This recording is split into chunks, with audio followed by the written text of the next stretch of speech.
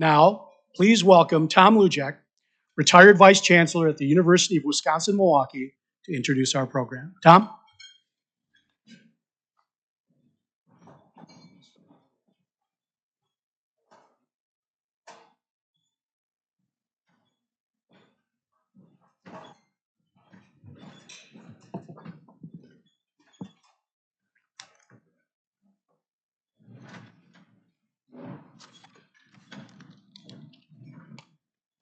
Well, on your way over today, how many of you turned the radio on in the car headed this direction? You're not alone. Radio today continues to be the most popular form of media in the country. There are more than 15,000 radio stations, AM, FM, and if you include all the boosters and the online streaming, you're looking at over 22,000 stations that are serving people in our country.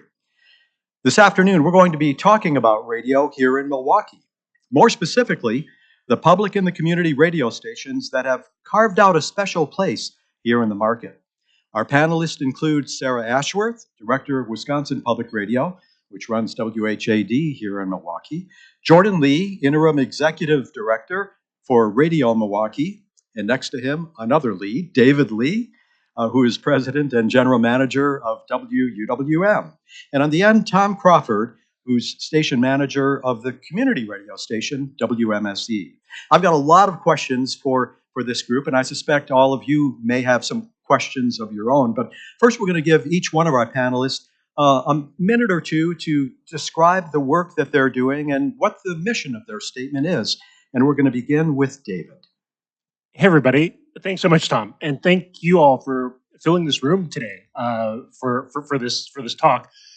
I think about our work at WWM as kind of in a longer view, right? Because this year, some of you may know, we're celebrating our 60th anniversary. So in 1964, thank you so much. In 1964, our founding director, Ruane Hill, decided that UWM needed a practice lab for their mass communication students. And from that practice lab, over time, we've now grown over the last 60 years through the support of many people in this room into Southeast Wisconsin's largest award-winning public media newsroom, which is incredible. And when I think about all of the work that we've done, all the stories that we've told over the last 60 years, we've basically told the story of Southeast Wisconsin and Milwaukee, which is something that is leading this organization is a responsibility and an honor that I take very, very seriously. Our mission at the station is that we tell stories that connect, inspire, and engage our listeners, our listening community, to a deeper understanding of themselves, each other, and the world. And I sort of think about our world today, and it seems like we need more of that now more than ever. And sort of reflecting a little bit on the four-way test here at Rotary about whether or not something's true, whether or not it's fair, whether or not it will build better relationships, and whether or not it will be beneficial to all concerned. I think that we're totally aligned in that work, and I think the rest of my panelists would share that sentiment as well. As I mentioned, we have an award-winning newsroom. We also have a daily award-winning daily public affairs news program, news and public affairs and cultural program called Lake Effect, which you can catch on your streaming services via podcast or via on air at noon. And we also broadcast all your favorite NPR, American Public Media, BBC, and other national and international programs as well. Great. Thanks, David. Moving up the dial? Yeah, up the dial, I guess. We'll go to Jordan Lee, Radio Milwaukee. Hi, everybody. Thanks for hosting us today. This is a real honor and a pleasure to be here. So Radio Milwaukee was started as a concept. Going back to the late 90s, our founders, Peter Buffett, Todd Brody, and Jeff Bentoff were sitting together one night thinking, wouldn't it be great if there was a way to use music as the glue to connect this hyper-segregated city and find a way to say, you know, we actually get together a lot more often than we think we do, but we have to find ways to see that come to fruition. So the intention was to use music and stories And that's part of our mission, music and stories curated for a culturally open-minded community to really engage and recognize that those are very, very old tools. Music and storytelling, without those things, would there even be humanity at all? This is pre anything else that you can imagine that's happening today. We've been using these tools to get together. So Radio Milwaukee knew that there were already great services for news and information, and there was already great services for community radio to discover diverse styles of music. But we needed to find an intention, and that intention was to use these tools to bring people together. So our work has always been centered on that. And when we started, it was a diversity proposition, but it's grown into trying to meet people where they are at, because we understand that the different parts and sectors of our community meet in different ways. They talk in different ways. They celebrate in different ways. They show up in different ways. So we've always tried to diversify our product offerings to make sure that we are connecting where people are at. So everything from meeting people on site with working with youth with the Grace Weber's Music Lab, to celebrating Black excellence with our HD2 and digital service hyphen, to even looking at how we're connecting with local musicians who are striving for excellence with our 414 FM programming. This is core to how and why we exist, is to bring people together. So these tools are powerful. We wield them with a lot of responsibility and intention, but that's always been the thing that we've done since day one, to try to recognize that, again, the excellence that joins me at the table is a lot older than Radio Milwaukee, and we wanted to fill a void that was maybe missing in the radio landscape here. Great, thanks, Jordan. Sarah. Let's see, there it is. There it is. Hi, everyone. I'm Sarah Ashworth. I'm the director at Wisconsin Public Radio. And what's so nice is we don't see each other enough in real life, I think, when we talk about public radio, and we share so much. You know, I think about, people often think that media is such a competitive space. And really, I think about the colleagues here and our mission, connection, and bringing stories and music to people, to bring people together, resonates across all of our services. And I've always loved that about the community of public media. Wisconsin Public Radio is old. The oldest here at the table, I think, as we've gone along. We started in 1917, so we're at about 108 years within the state. I am based in the Madison area. We have about 150 employees who work at locations all over the state, many at our headquarters on the campus at the UW-Madison, but also here in Milwaukee. We have an office building in the Pabst Brewery District where we have a regional director, we have our news director works out of there, and our morning edition host, Alex Crow, broadcasts out of that studio. And then in the afternoons, we have Jason Heilman, who is a classical music host, who's broadcasting out of Milwaukee. We have a news network and a music network, and we have 39 stations that are across the state, including WHAD 90.7 here out of Delafield, and that is a music service. And we made that switch last spring to WPR Music, which brings 13 hours of classically hosted music to Wisconsin. And we also have world music and jazz music and folk music as part of that network. You can stream WPR either network from anywhere in the state.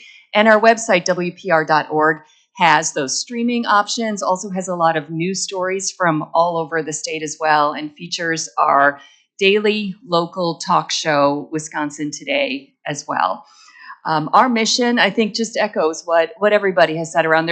There's informing people and entertaining people, but I think that really at the heart of why I think many of us who work at Wisconsin Public Radio come every day is around building connection and building something that's in the interest of the public and a public good in our communities as well. Pass it to you, Tom. Good afternoon, everyone, and thanks for hosting this. I'm Tom Crawford. I am the station manager at WMSE 91.7 FM, owned and operated by the Milwaukee School of Engineering. Now that I got that out of the way, the radio station has a very, very unique history. Broadcasting on the campus of MSOE has a very unique history. In 1922, our president then, Oscar Wierwath, the school was simply called School of Engineering, was friends with Marconi and purchased an AM transmitter. And 1922, MSOE was broadcasting AM transmissions. The Wisconsin News Service caught wind of this and then wanted to entertain Milwaukeeans with news. Well, Wisconsin News Service was owned and operated by newspaper magnate William Randolph Hearst. Hearst being a paperman, and then he saw the power of AM radio. He basically took the station away from the radio station took the station away from the college in 1931, and it is what it is known as today as WISN. So that was originally our station.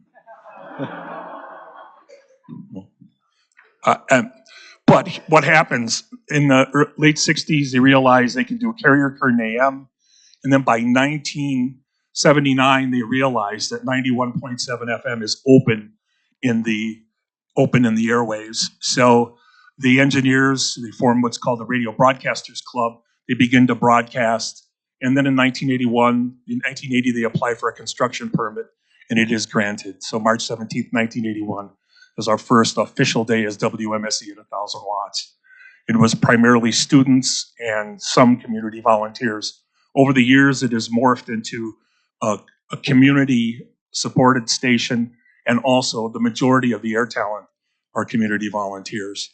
That said, the radio station, we are one of the great places in the community where our job, our mission, is to make sure that people in the arts have a voice. All kinds of music. Some people listen to the radio station and say, the 3 hours just made me mad. And then the next 3 hours might be the greatest thing you've ever heard. It's primarily network based. There's anything and everything, but what there isn't is popular music, top playlists. It's a combination of indie, alt, reggae, blues, cultural programming, classical, don't be mad, and a whole array of things. It is really a wonderful compliment to the rest of my colleagues here. Thank you. So we have this incredible range and offering of public and community stations.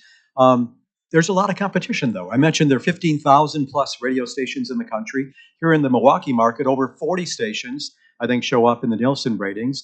And then that isn't even mentioning all of the audio you can get off the internet and podcast. Lord knows there's a lot of competition out there. So given that, how healthy is public radio and community radio? Are you guys worried at all with all the competition that's out there? I think it's a testament to how much we have in this city, because you guys can speak to this. Other markets don't have this much diversity and variety in the public radio space. Left end of the dial, sometimes you get one, maybe two. I mean, we're talking about 4 beloved organizations here in this community. I think it speaks to the culture of our city more than anything else.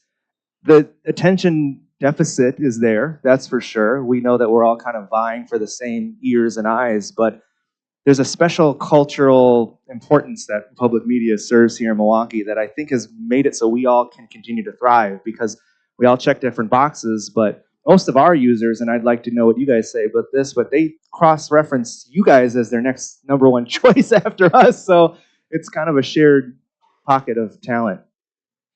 Yeah, I think the competition is far greater than here at the table. It is all the apps on your phone. It is all of the things you can watch on YouTube at any time. It is all of the other radio stations you might stream from around the world as well.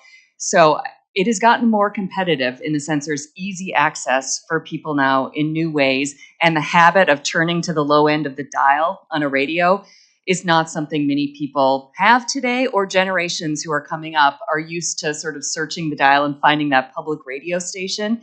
So that to me is the big challenge right now, and I think we do it better sort of when we're all together talking about public media and the resonance in communities that public media has, because our competitors are really far outside of Milwaukee as well, and just shifts in habits that people have too.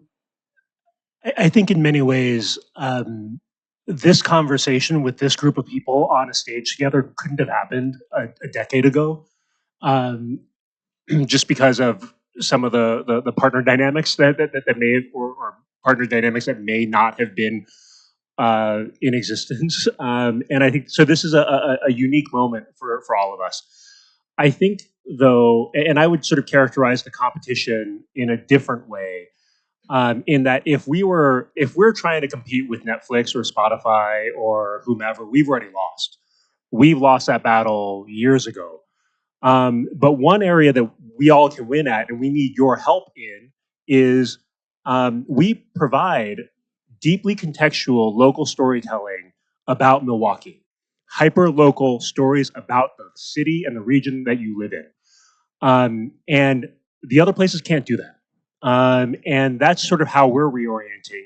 But of course, we need to get you all back to kind of realize that we're here for that, right? That we're here with that source of information and that source of accessible, trusted, connected news. Because without that, right, then we're not actually fulfilling our the full sort of mission that we're here to do. One of the things that is important is that you cannot any longer just simply say, I can't reach you anymore. We're all of us are on the internet and very promptly and proudly. So one of the things we're in all of the stations, we're the ones with the smallest reach as far as FM goes. So one of the things that we do is we try to take people to the internet and encourage them to stream the radio station. So what has happened is our stream outperforms our terrestrial signal.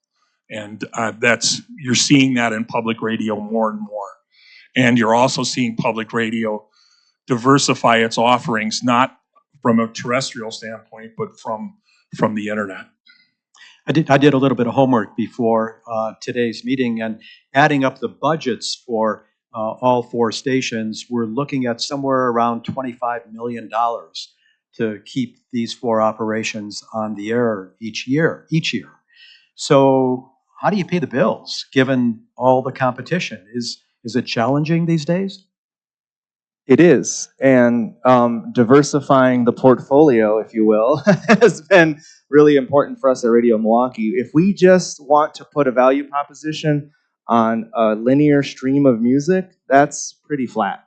When we talk about working with our city's youth, when we talk about investigative journalism around culture in our city, when we talk about producing award-winning feature-length films, I mean, these are the things that we've done at Radio Milwaukee that are a lot more appealing to a wider variety of people than just here's a bunch of cool indie songs over and over and over and over again. I always say that the medicine is the work we do and the storytelling, and the applesauce is the fun music that we play. So that's how I get the kids to take their medicine in Milwaukee. I also think about that this is not a transactional business in a sense of, and I think maybe we set ourselves up a little bit in years past in on-air member drives saying, for the cost of a cup of coffee, or think of your Netflix subscription and pay for us like that. I think, that is not a model that works for us today and into the future. It is really a deeper level of giving. That is what Jordan was just laying out. It is those investigative stories. It is the rich context that our classical music hosts bring to a piece of music. It is that, and it is the sense that you are contributing to something that builds up society and builds up conversation and empowers people in a community. And so that goes far beyond transactional giving. So in the world, I think, as we think about our operations and funding our future, is really on connecting around that giving for philanthropy and giving to support something that is bigger than just you could do on your own. And so it is still transactional in the sense that we all do member drives, although they are less effective than they have ever been over the air. We still do member drives, though. We still really value all of the members that we have who contribute and build up our station. And we're also, I think, all investing in different ways of bringing in philanthropic giving and major gifts and connecting in those ways. So a stat that has always kind of blown me away, at least for our outfit, is that 80% of our annual budget comes from people like you in the room, individuals and businesses that are sponsors, including Rotary.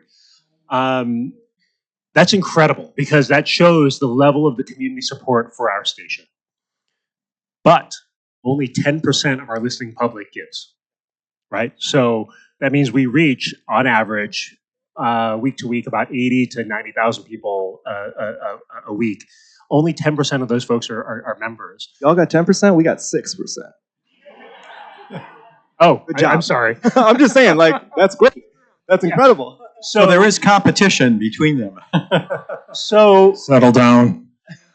I think it's such an important thing that we've, to Sarah's point. I mean, we've done such a great job of telling our community that, you know, for the price of a cup of coffee, you can have an award-winning newsroom and all the things that come associated with a major American public radio station.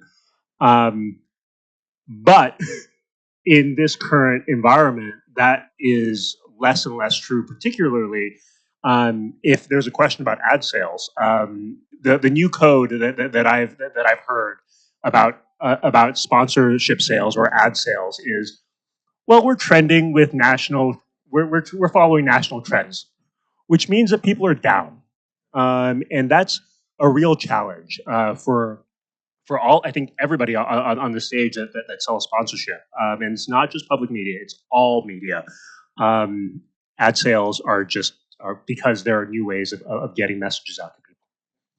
So you rely a lot on listeners, some of you more so than others, but 3 of the 4 stations up here do receive federal funding, and 2 of the stations, WUWM and Wisconsin Public Radio, receive state funding. Corporation for Public Broadcasting also provides some dollars to the 3 stations, not to WMSE. Some people in Washington these days, in a new administration, are saying, enough. Who needs to continue to spend, or why should we continue to spend taxpayer dollars for a service? Can't you just get all of it from your listeners? How concerned are you with the possibility of losing that funding in the next 4 years? So we did a little bit of scenario planning about this with some of our national partners, and I think it's fair to say that we're really concerned.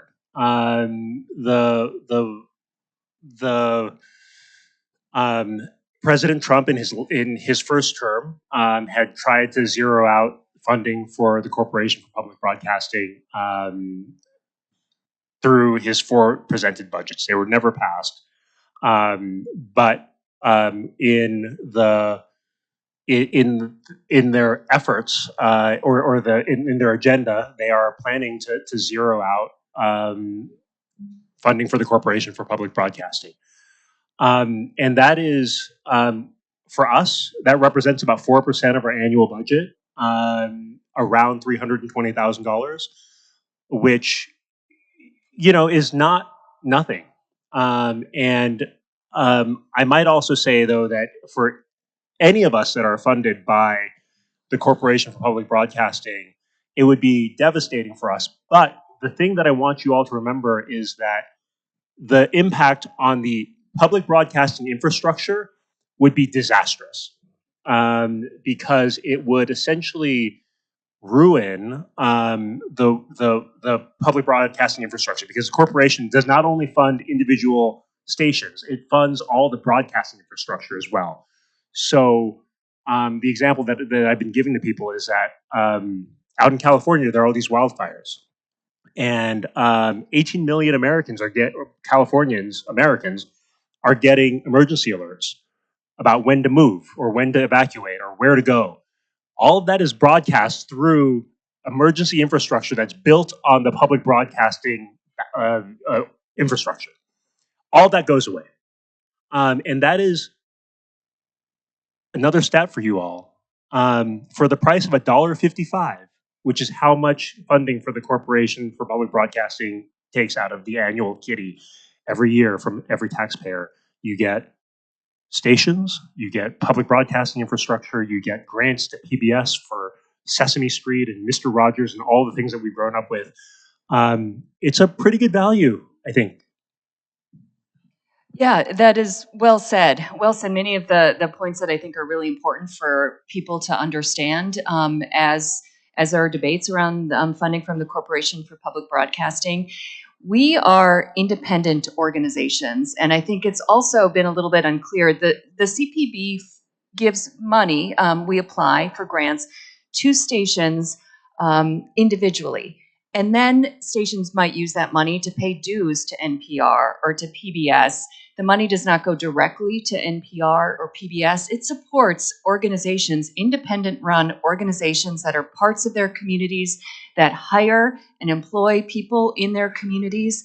That's where the CPB funding goes to support those stations. And to what David said, we have many advantages here in Milwaukee with 4 great examples of public media that are working well. Many parts of the country do not have this wealth of public media. There are small stations that if CPB funding were to go away, the member support is not there to pick up and support that station. Those stations would likely end broadcasting. There are tribal stations. There are places in the country that would have no access to important information about their state or local communities in an event of an emergency or day-to-day sort of life. And those are the stations that would be very, very impacted by cuts to CPB funding.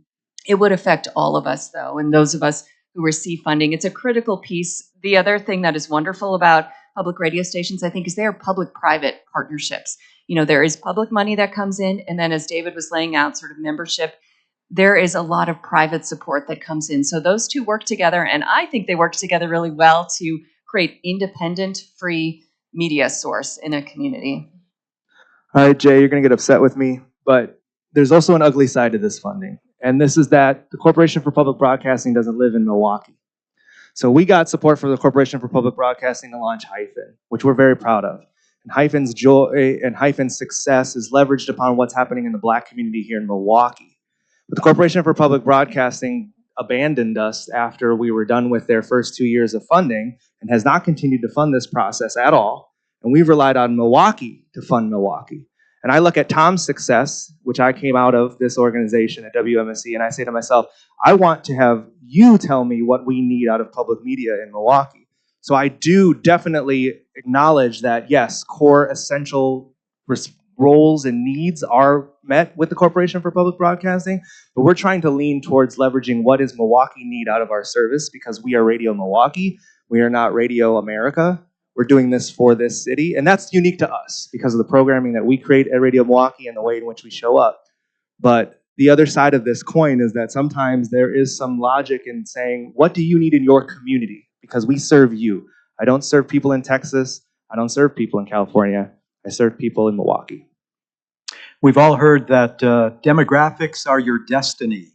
So looking at your demographic globe or ball, crystal ball, how do you feel about the future? You know, are you getting that next generation of audience members that in the past public and community radio could just count on because people sort of graduated to that?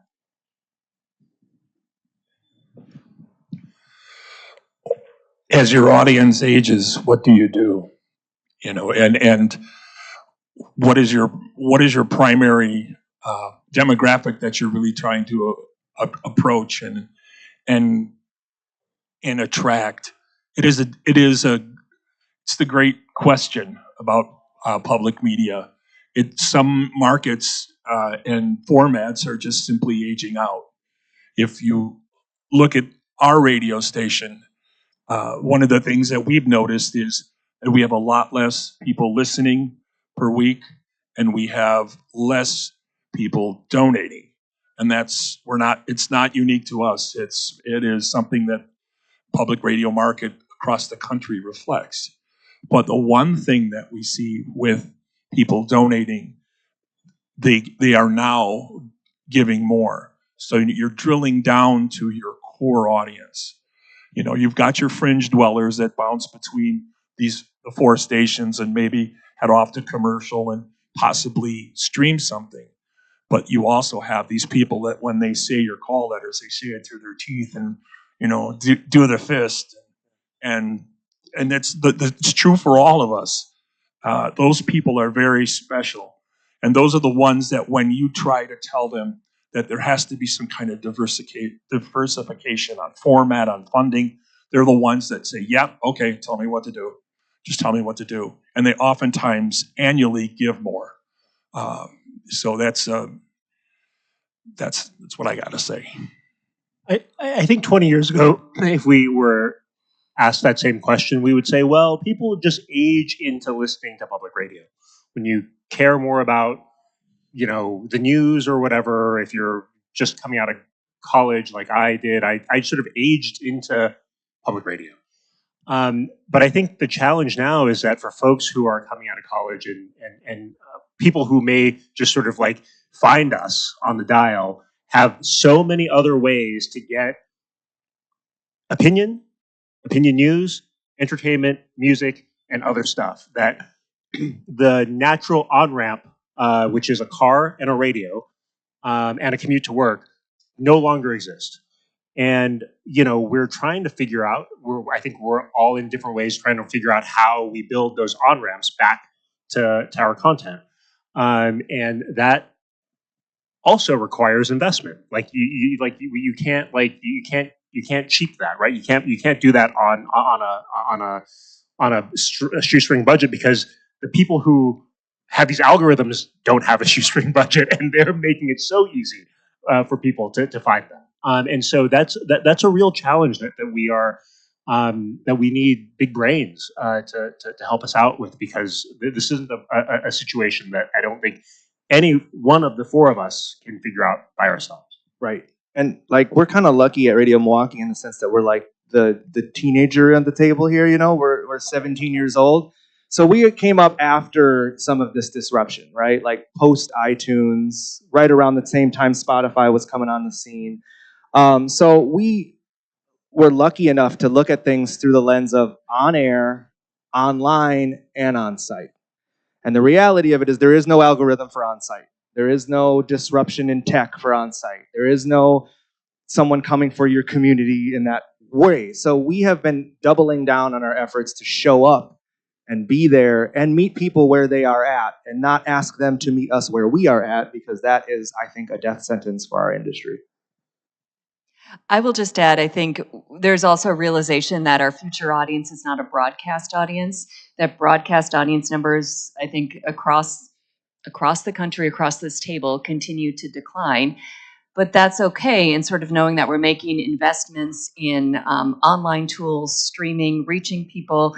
Our text-based articles do really well on our website. People are looking for that information. It may not be an over-the-air radio signal, and it's so ingrained in public radio stations that is the bread and butter. That is what we do. Like, we hang our hat on our over-the-air signals, and that's a shift and a change. And I think as younger people come into our organizations as well, they don't have that same expectation. So it's been good, but right now we are balancing both. We need to, and are very committed to, providing that universal access that's free across the state, that it's very inexpensive to be able to listen to a radio signal. It's more expensive to have an internet connection or to have a smartphone that connects in. So we're recognizing that at the state. So balancing, continuing to serve a broadcast audience with bringing people in, with investing in new platforms and new ways for people to experience what is sort of the essential parts of public radio, which is that, the missions that we all talked about in the beginning. And we're all doing it together. When you're streaming, you're doing that by yourself. When I'm listening to MSC, there are hundreds and thousands of other people listening to the same song at the same time, having very different reactions sometimes to that song. But that's community, and that's what you can't get with streaming services. I asked before who your competitors are. How about collaboration? Do the four of you collaborate, or is there room for you to collaborate more since the world has changed around you over these last 10 years, as David has pointed out? I think in many ways, like I said before, like having all four of us on a stage about a decade or 2 decades ago would have been unthinkable. We have had, we've convened a couple of meetings with Sarah and Radio Milwaukee about how we might be able to collaborate in the future, right? Because, from my perspective, like, we are not competitors. We are parts of a rich ecosystem that provides news, music, community events, all the stuff that makes Milwaukee a great place to live in. And there should be no wrong door, right? Like if you land with us and you tell me that you want indie music, I would say go up the dial. Or if you want classical music, I'd say go to 90.7 or WMSE. Like not for the classical, but or maybe the classical as well. But that there should be no wrong door to the content and the engagement that we provide, because to Jordan's point, it is hyper local and it is made by, curated by, and about our home. Yeah, and we're interested in collaborating with entities and brands, not always necessarily media. We have this great partnership with Unfinished Legacy, which created our membership model for Hyphen. And Unfinished Legacy is way more popular and cool than we are, and we acknowledge that, and we see that, and we wanted to have a collaboration in that way. We collaborate and work with a lot of different brands and organizations that are not in the journalism, entertainment, music space, because that helps us to kind of stretch our spider web of community connections. Yeah, I'll just add to that that's another way we're thinking about community partnerships as well as among each other. In early December, we partnered with the Milwaukee Symphony Orchestra to do a live event and a live broadcast that featured about 100 young performers from around Milwaukee, and also to continue to introduce our music service, which, as I said, started last spring. And is still new in the market. And Milwaukee had been without a classical music station for quite a long time. So partnering with community organizations, I think, is also a really big part of all of our futures. And partners are very, very important. Partners that are beyond broadcasting, music, news are very important to us because we are all hyper-local. We have a partnership with Milwaukee Film, for instance, and we curate a film series, and it's a monthly film series. So now you have the ability to not only have your station logo, your prominence on their website, but what happens is there's also people that have never heard of you before that are realizing what the importance of this film series is. You know, we started to bring the midnight film back in 1995, and it's called the Friday Night Freak Show. And the people at Milwaukee Film they reached out to us. They wanted it. And another thing that we do is we host a number of events, and we have the state's largest restaurant-based chili contest happens on. What does that have to do with public radio? You know, people are hungry, and it's one of those afternoons where there's 50 restaurants, 60 chilies. It's sponsored by a number of organizations, a couple law firms, a brewer, of course, the university. And what happens is, next thing you know, it's really nothing to do with your station. Suddenly there's 4,000 people inside the Kern Center for a Sunday afternoon eat. And what happened there is, if you go to WMSE, you'll probably see 10 or 20 different hot sauces in the refrigerator. So that's what it was. It was born out of a conversation about hot. So the rule is that we go from Terry Gross to a chili cook-off. Yes. All brought to you by public and community radio. It's time to go to the phones, as they like to say in radio. Not quite a phone. It's actually a handheld mic, but we're going to let you folks answer or ask some questions and see what answers we have from our panel. Well, thank you, Tom and Sarah and Jordan and David. I think we've all found this very informative, and we've learned a lot. And special thanks to fellow Rotarian Tom Luljak for thinking about this program and really putting thoughtful effort into making it happen. I think you did a great job. So.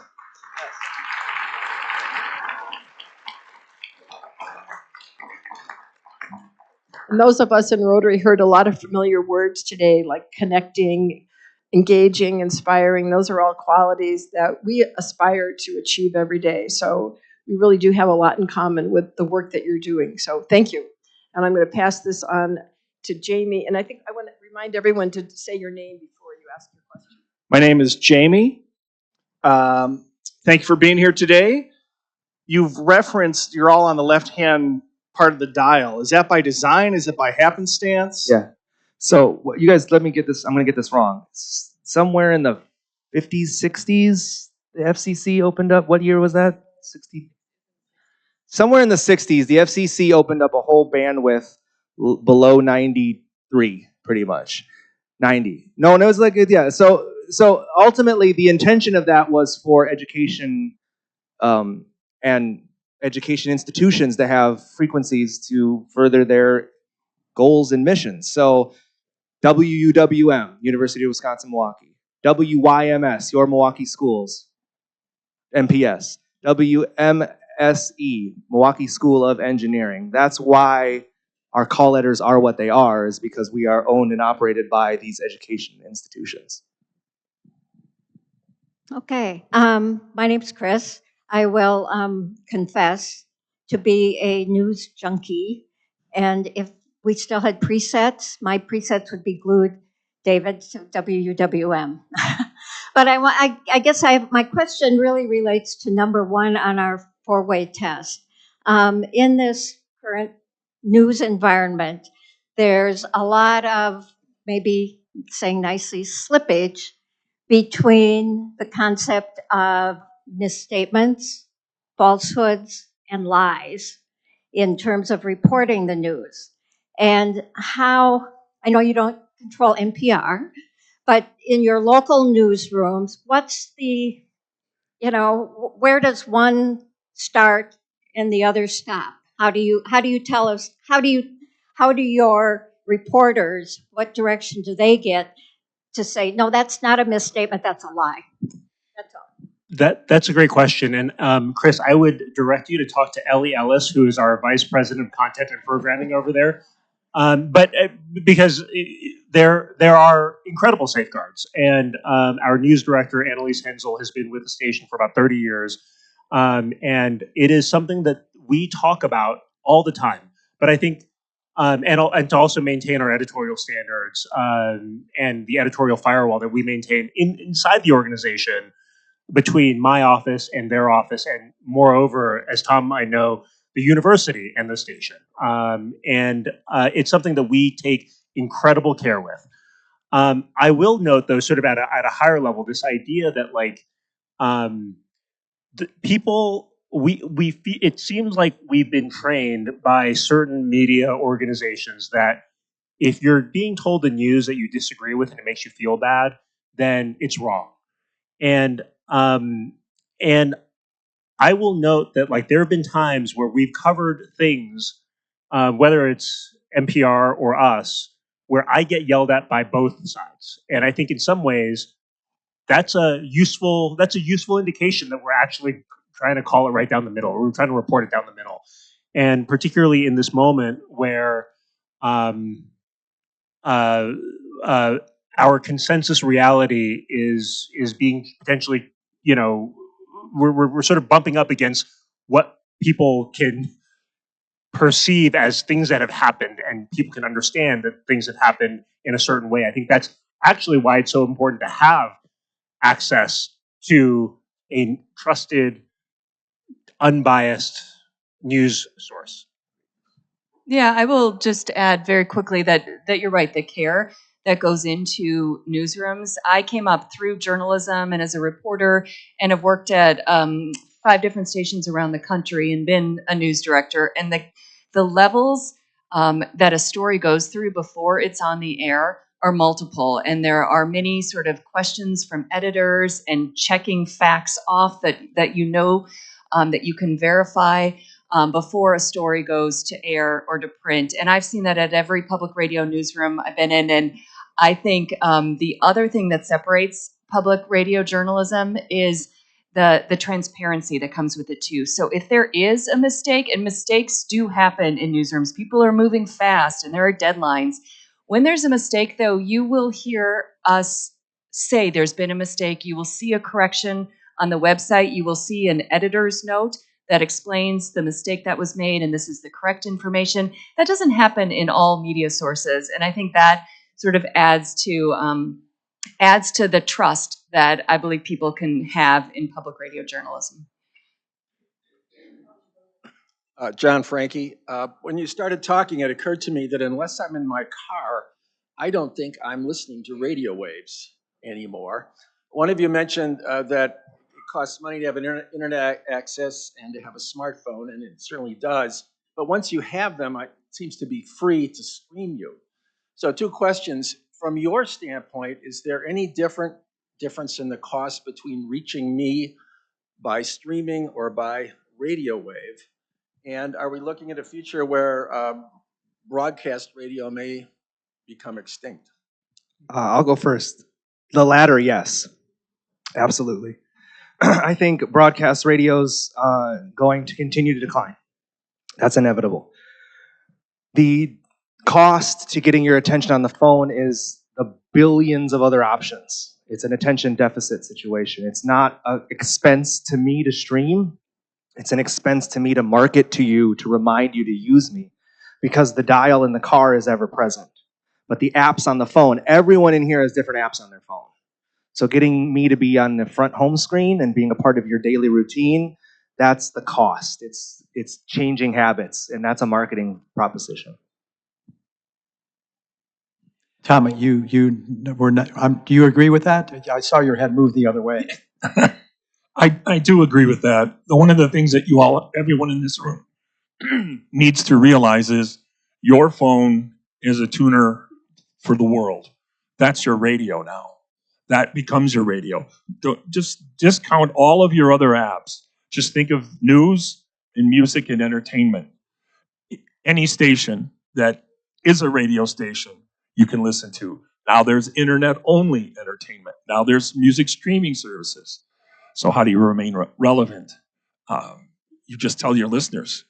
You tell your listeners, and you tell them, and you tell them, and you tell them. You get the app. You promote the app. You just don't stop doing that. We have time for maybe 1 or 2 more quick ones. We want to get 2, and we're going to have to go quick here. Jeff Smoller, Tom, you gave the panel a final exam, and how they pass depends on their survival or relevance. So this is the question. I look through the lens of young kids with mental health issues. They don't listen to your media. They listen to each other. They only trust each other, not adults. So to Jordan's question, or point, Jordan Lee's point, how do you, as broadcast media personnel in legacy media, relate to these kids that don't listen to you on a problem that's critical to them and the community? We give a platform for their voice. That's our solution, is understanding that there's a young musician out there who has a song that they want to share that's addressing that directly, and that young woman gets the same airplay as Beyonce and Lizzo. That's how I solve it. Hi, David Weinstrup. I'm a proud supporter of all your stations. Thank you very much. Tom, I know you got a new transmitter. That's great. How do you guys measure the number of listeners that you have on over the air and via digital? We, as public media, could not afford traditional Nielsen rating service.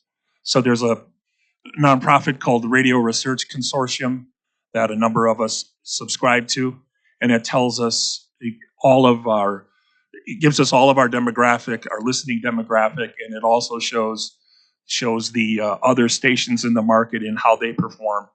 And it comes to you at a greatly reduced cost than grabbing real Nielsen data. Now, the part is we have to keep that internally. We can't share that. That's the give and take. You can make statements about your popularity and how many people listen a week, but you can't quote the report that you get. So in that Radio Research Consortium is a lifesaver for public radio, any station that's in the public media and in any market.